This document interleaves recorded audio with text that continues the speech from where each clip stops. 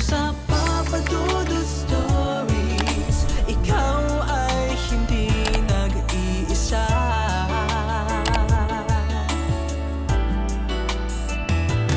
Dito sa Papa Dudut Stories, may nagmamahal sa'yo. Papa Dudut Stories, Papa Dudut Papa Dudut. Sa lahat po ng mga nakatutok ngayon, huwag pong kalimutan mag-like, mag-share at mag-subscribe. Maraming salamat po sa inyong lahat.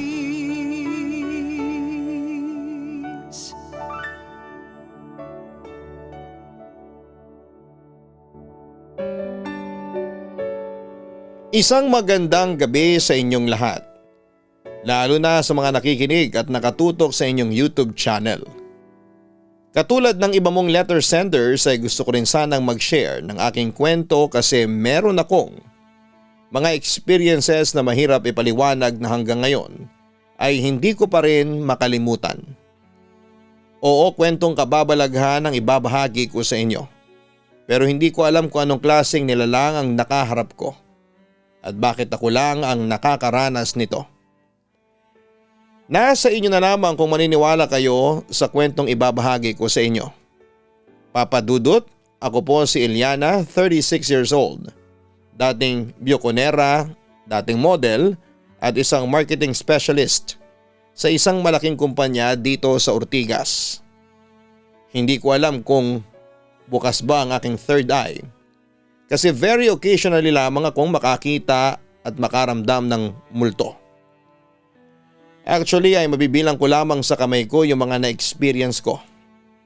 Pero Papa Dudut, hindi ko talaga akalain na mangyayari yon sa akin. Ang sabi naman sa akin ng isang espiritistang nakausap ko, isa raw akong ghost magnet o yung lapitin daw ako ng mga multo. Pero noong una talaga ay hindi ko na lamang ito pinapansin. Not until mangyari nga sa akin yung ilan sa hindi ko makakalimutan. Nagsimula ito noong lumipat kami sa bahay na pag-aari ng lolo ko sa tuhod.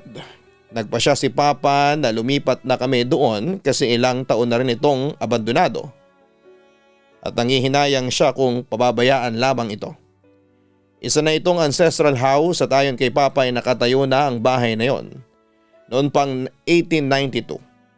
Kaya bago kami lumipat ay pinarestore ni Papa ang bahay kaya noong lumipat kami ay maganda at maliwalas na ulit ang bahay. Noong time din na lumipat kami ay 4 na taon nang patay ang lolo ko sa tuhod. Samantala kada November 22 ng taon ay pumupunta sa amin ang mga pinsan, mga tito and mga tita ko to have a little gathering. At ito rin ang death anniversary ng lolo ko sa tuhod sa father side. Papa Dudut, ganon lagi ang setup until November 21, 1997. Isang gabi bago ang death anniversary ni Lolo. Natatandaan ko noon, 10 PM ng gabi gising pa kami ng mga pinsan ko dahil hinihintay namin yung mga iba naming pinsan at tita dahil padating sila sa amin galing sa Ilocos Norte. Taga doon kasi sila at kami naman ay taga Bulacan.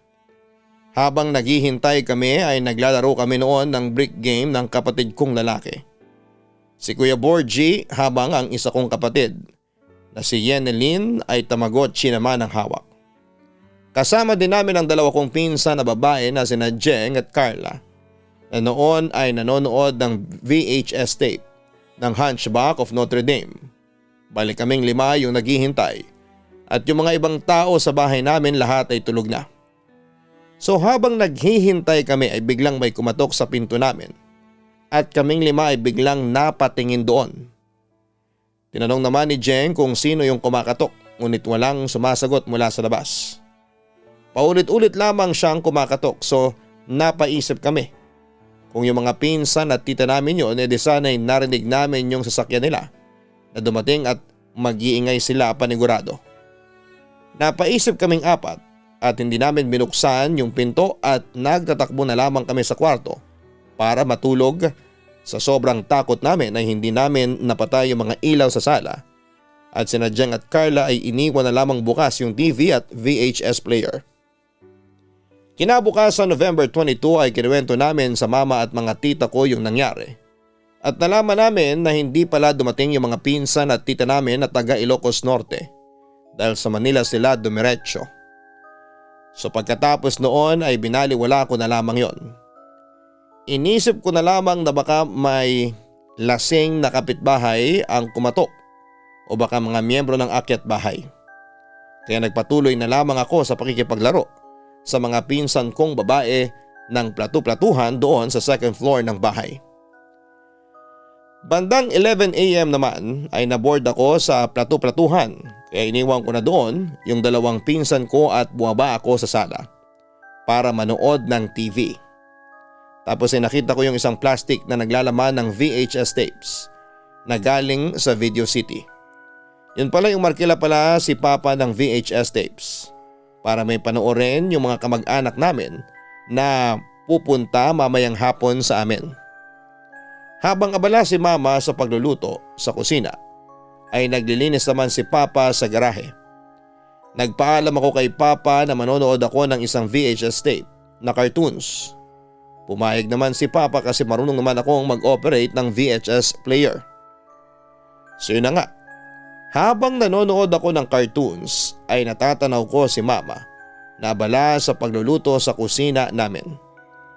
Mamayang kaunti, nakita ko si Mama na lumabas sa likod ng bahay. At nagpaalam sa Papa ko na mamimita siya ng tanim naming malunggay. So hinayaan ko lang yon. Pero wala pa yatang ilang segundo ay nakaramdam ako na naiihi ako. Kaya dali-dali akong pumunta sa CR. Samantala magkatabi lang ang kusina at CR sa bahay. Habang umiihi ako ay nakabukas ng kaunti ang pinto kasi natatakot ako na magsara. At saka wala namang makakasilip sa akin kasi lahat ay busy. Kaso papadudot ay biglang may dumaan na babae sa tapat ng CR papunta sa kusina. Iniisip ko na baka si Mama lamang yon at bumalik na sa pagluluto. Nang matapos ako sa pagbabanyo ay agad ako lumabas ng CR pero nagulat ako nang makita ko nakatayo si Mama sa gilid ng pintuan. Nakatingin ng masama sa akin. Mama, ginulat niyo naman po ako. Tapos na po akong mag-CR, ang sabi ko sa kanya. Kinilabutan at nagtataka at the same time. Umalis ka na dyan. Seryoso pero creepy na sagot ni Mama sa akin. Mabilis naman akong umalis para mag-give way kay Mama na mabilis ding pumasok sa CR. Pero papadudot napansin ko na parang baluktot ang mga paa niya. As in yung pagkabaluktot niya ay parang sa paa ng praying mantis. Kinilabutan na ako kasi alam kong hindi normal yon. Tapos ay bigla ko narinig ang boses ni Mama sa labas habang kausap niya si Papa. Doon ay natakot na talaga ako at napatingin ako sa CR, papadudot.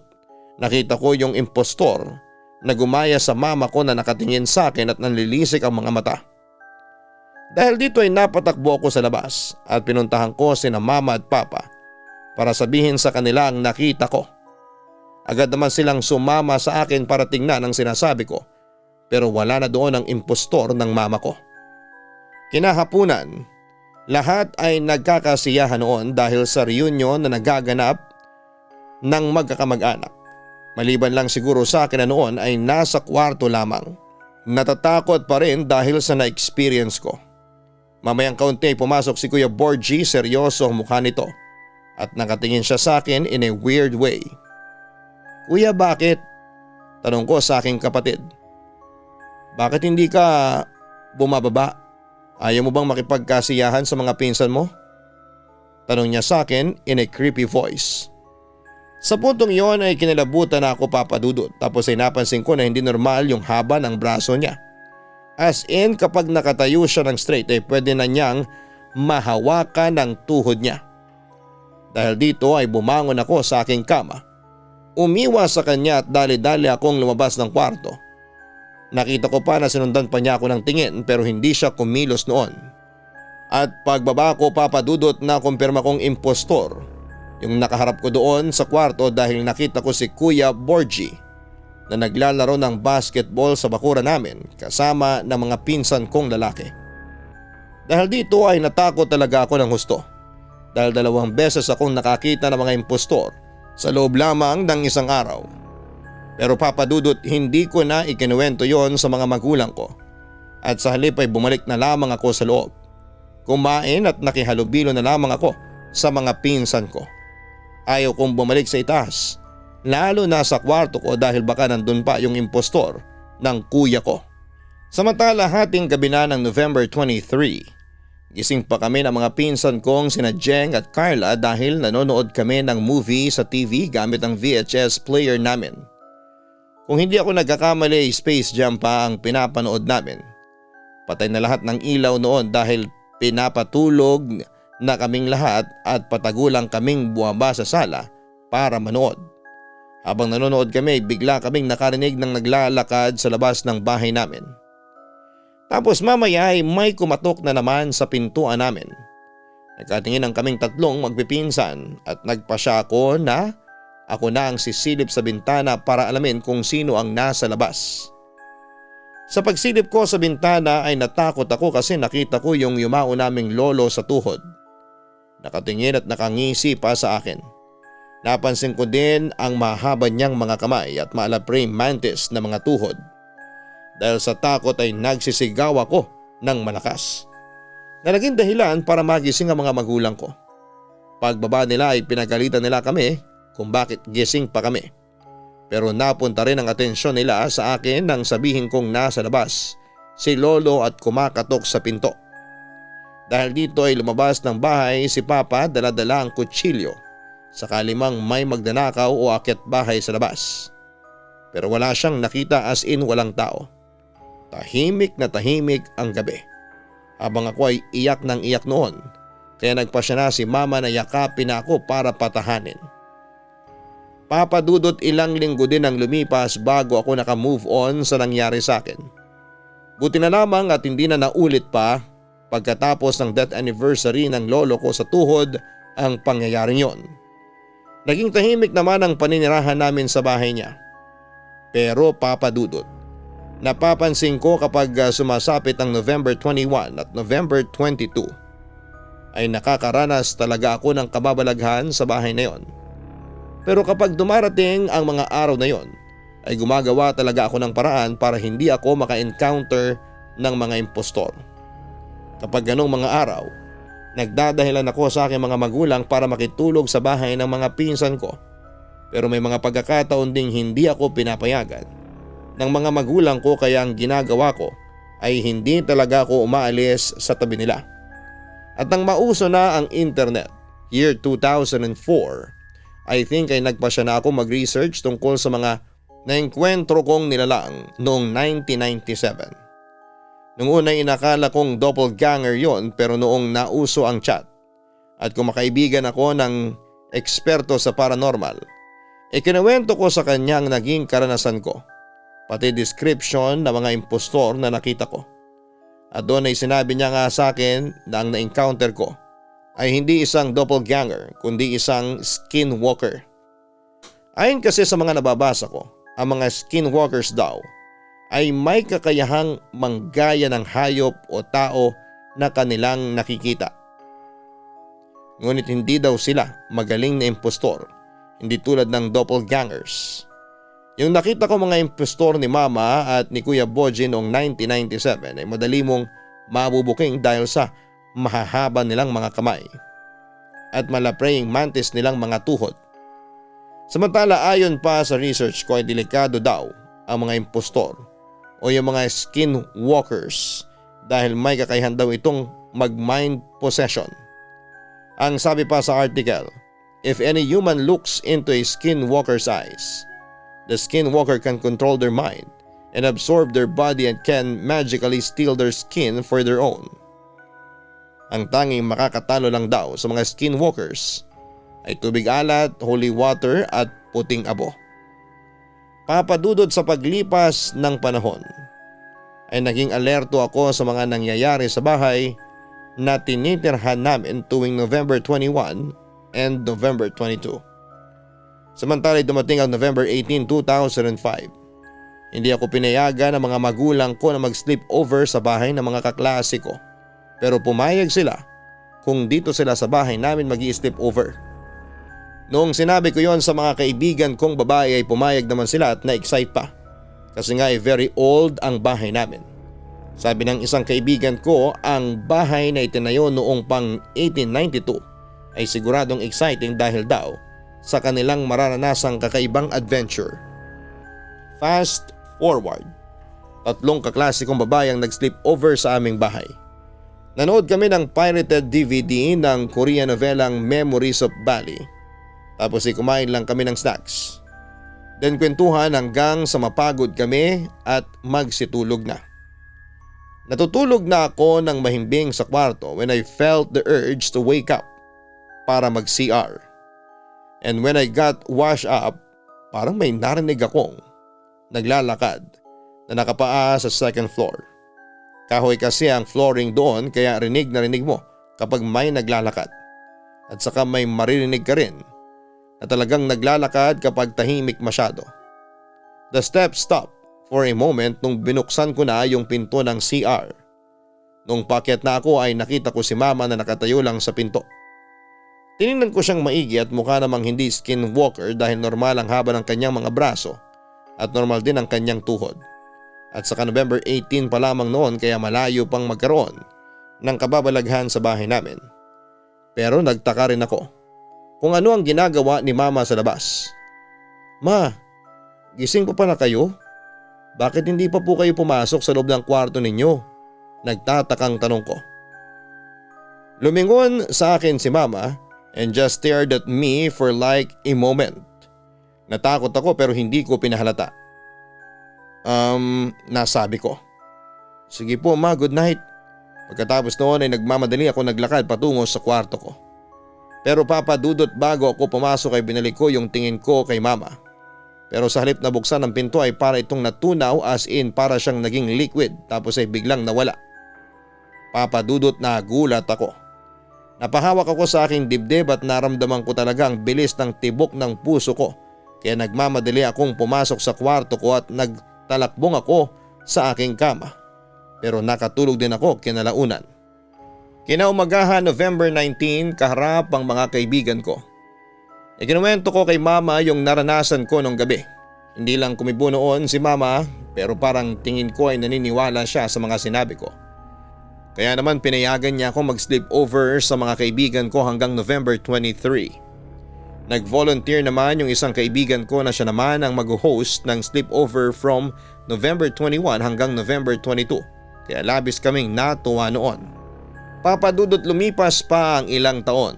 Year 2007 nang mapagpasyahan na naming lumipat ng ibang tirahan. Sa Metro Manila na kami tumira noon sa Gagalangin, Tondo, Manila kung saan ay nakabili si Papa ng bahay doon.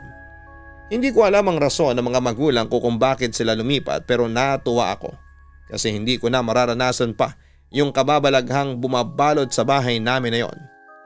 So akala ko talaga ay hindi na ako makakaranas ng kababalaghan. Lalo na ang maka-encounter ng mga skinwalkers. Pero ang hindi ko alam ay may nakakakilabot na sorpresa ang mangyayari noon sa aking buhay. That time, second year college na ako noon. Nagkaroon kami ng group reporting noon and napagdesisyonan namin ng mga kagrupo ko na magkita-kita na lamang ng Sunday since Monday need naming i-report yung topic. Monday kasi hindi na kaya ng after school since gabi na kaming makakauwi. At wala nang gusto pang magstay para tapusin lang yon. Saturday naman ay hindi po pwede ang karamihan. Sunday naman ay pwede yung iba at yung iba ay may dadahilan daw na magsisimba. Kaya go na kaming lahat. Anyway, ako naman ay umuo lang. Oo lang kahit na hindi ako sigurado na papayagan ako. Pero para ma-assure ko, yung mga kagrupo ko natutulong ako at maaasahan nila ako'y umoo pa rin ako. Dumating ang linggo, tanghali pa lamang ay nag-uusap-usap na kami noon kung anong oras at saan magkikita. Hindi pa uso ang GC noon, GM lang tapos ay tamang mention kung sino ang kinakausap, sabay send to many. Hindi pa rin ako nagpapaalam noon kasi alam kong hindi ako papayagan. Pero si Kuya Borgie matibay ang loob dahil makapal na ang mukha sa bugbog. Naglakas loob na ipaalam ako kay mama na laking gulat ko kasi pumayag naman siya. Kilala niya yung kaklase ko kung saan kami magkikita-kita muna at hindi rin naman kalayuan ang bahay mula sa amin. Tawagin natin siyang si Mariel. Samantala iskinita ang daan papasok sa lugar nila Mariel, pero bago mo marating yon, may madadaanan kang gasolinahan. So dahil gasolinahan nga, malawak at maaliwalas. Sa pagdaan mo doon, makikita mo ang mga second floor o iba pang establishment na nasa likod nito. Ang bahay nila Mariel ay matatanaw mo rito dahil sa second floor sila nakatira. At dahil meron silang maliit na terrace sa kanila, ayon ang makikita mo kapag dumaan ka sa gasolinahan na sinasabi ko. Bukod sa terrace nila ay kita rin ang bintana ng kwarto ng ate niya. Kulay green ang bahay nila at kulay puti naman ang terrace. Pagdaan ko sa gasolinahan ay hindi ko maiwasang tanawin ang terrace nila kung may mga tao ba. Wala akong x-ray vision pero tanaw mo naman kung may mga tao sa kanila mula sa nilalakaran ko. Walang tao sa terrace pero may tao na nakadungaw sa bintana. Tila nagmumuni-muni si Mariel. Hindi ako pwedeng magkamali. Malayo ang edad ng ibang kababaihan sa bahay nila sa kanya. Kaya sigurado ako. Kumaway ako na parang tanga habang ngiting-ngiti. Napansin naman niyang mukha akong tanga dahil maya-maya ay napatingin siya sa pwesto ko. Kumaway din siya at ngumiti. Dalawa na kaming mukhang tanga noon. Natuwa naman ako kaya nagmadali na ako't dumiretso sa kanila. Pagdating ko sa tapat ng bahay nila ay nakailang tawag na ako pero hindi siya bumababa. Nakakainis. Nakita na niya akong paparating bakit hindi pa siya buwaba at hinintay ako sa labas nila. Sumigaw ulit ako. Mariel, hindi ka maganda, buwaba ka na dyan. Pabiro ko pang sabi sa kanya. Madilim ang hagdanan nila pataas. Ayoko namang umakyat na lamang basta. Maya-maya pa ay natanawan kong may pababa na. Hindi si Mariel yon, nanay niya. Nakasimangot at bad trip yata kasi maingay ako o baka dahil tinawag kong hindi maganda ang anak niya. Nagtataka rin ako kasi yung nanay niya ay hindi tuluyang bumaba sa huling baitang. May dalawa pa, hindi man lang sinagad. Hindi rin ako pinagbuksan ng pinto. Yung pinto nila ay parang may net na parang yung itaas na malalaki ang awang. Kaya nagkakakitaan naman kami kahit papaano. Tinanong niya kung sino daw ba ako at kung sino ang hinahanap ko. Na ipinagtataka ko. Kilala na ako ng nanay ni Mariel. So paano hindi niya ako kilala ngayon? Let alone na hindi niya alam na si Mariel lang naman ang sasadyain ko sa kanila. Sinabi kong hinahanap ko si Mariel. Sumagot siya nang wala daw ito. Natigilan ako. Ano ba to? Galit ba siya sa akin? Na ayaw niyang pasamahin sa akin si Mariel? Na itinatago niya. Paanong wala nag-awayan pa nga kami kanina. Tinanong ko ulit siya na baka nasa itaas. Medyo pagalit na niyang sinabi na wala nga at umalis na si Mariel kanina pa. Sabay talikod at umakyat na siyang muli papadudot. Ilang minuto pa akong nakatayo lang sa harapan ng pintuan nila. Medyo na-hurt ako na ang sungit ng nanay ni Mariel that time. Napakalambing niya kasi sa amin palagi at laging nakangiti. Pero mas napapaisip ako kung paanong wala si Mariel. Kung kakikita ko lamang sa kanya sa may bintana. Sino yung kumakaway sa akin at ngumiti kanina? Hindi ako matatakutin, sanay akong paglaruan ng multo. Lumaki nga ako sa ancestral house kaya sanay akong mapagtripan ng hindi natin kauri. Pero hayop naman, nginitian pa ako.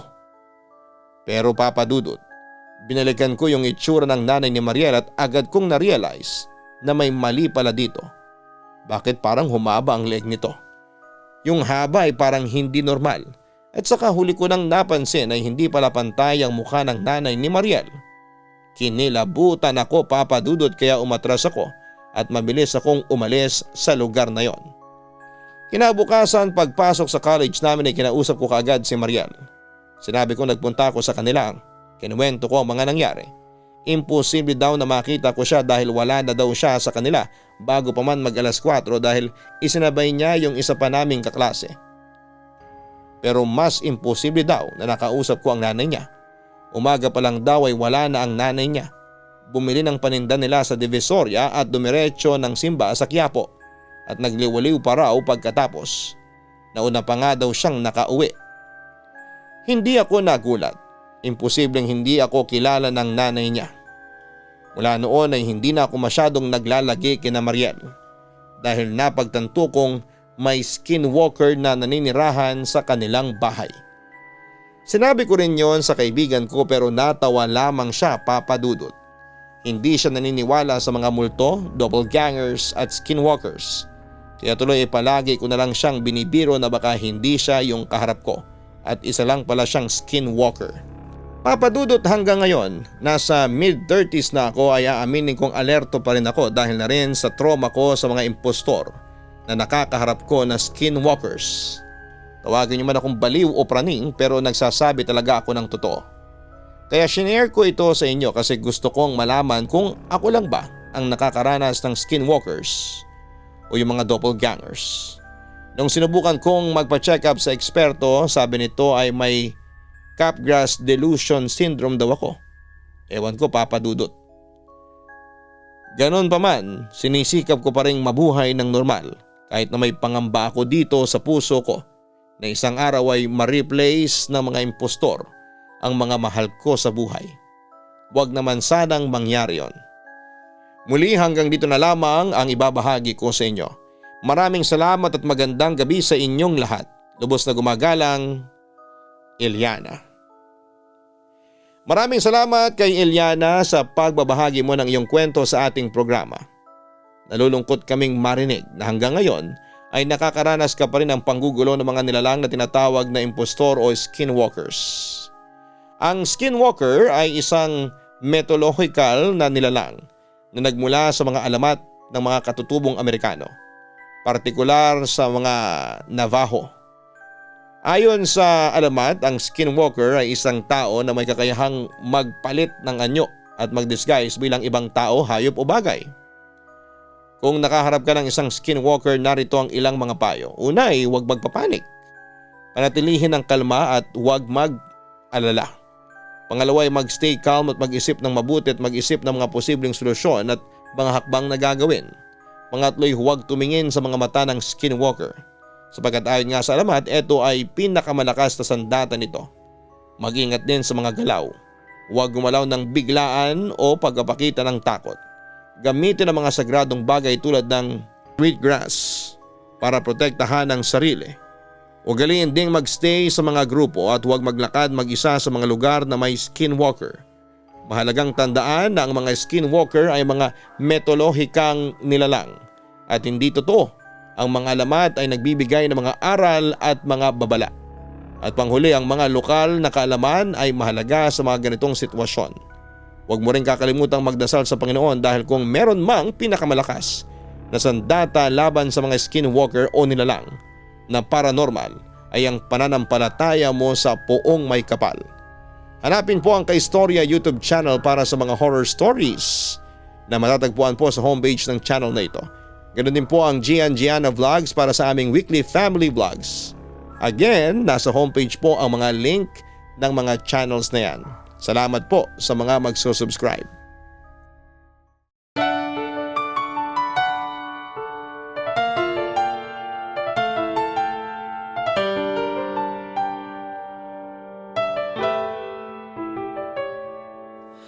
Ang buhay ay mahiwaga, laging may lungkot at saya. Sa Papa Dudut Stories, laging may karamay ka.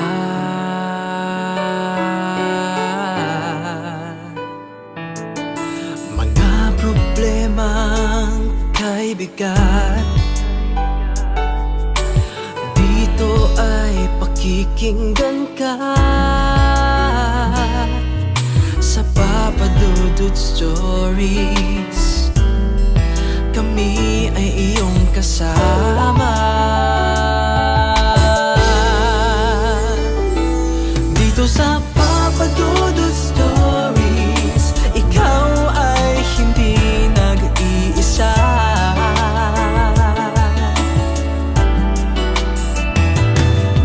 Sa Papa Dudut Stories, may nagmamahal sa'yo. Papa Dudut Stories, Papa Dudut Stories, Papa Dudut Stories. Hello mga ka-online, ako po ang inyong si Papa Dudut. Huwag kalimutan na mag-like, mag-share at mag-subscribe. Pindutin ang notification bell para mas maraming video ang mapanood ninyo. Maraming salamat po sa inyong walang sawang pagtitiwala.